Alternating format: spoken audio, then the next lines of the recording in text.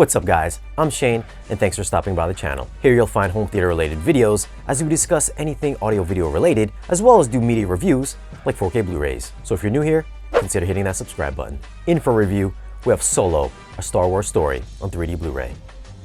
I won't discuss any plot details, I'm just going to share with you my thoughts on the 3D video and audio quality.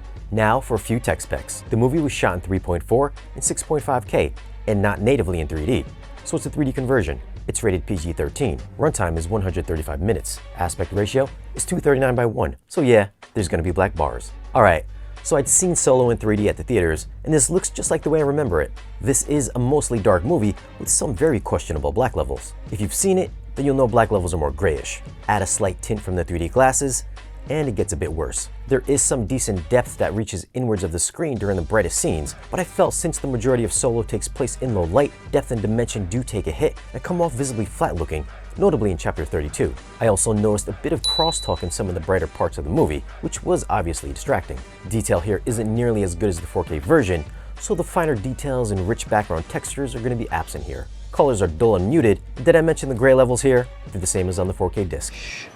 Grown-ups are talking. Audio was done in DTS HD 7.1.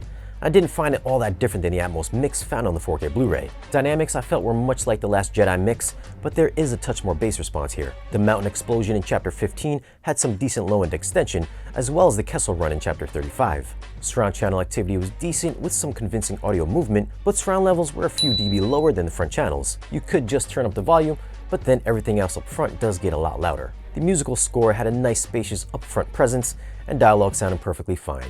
So for audio, I'm going to go with a 7. It's a serviceable 7.1 mix, but I would have liked a little more volume from the surround speakers and a lot more bass. For 3D video, I'm going to go with a 5. Again, it did look the way I remember from the theater with its dull colors, grayish blacks, and yes, I did even see some crosstalk at the theater too.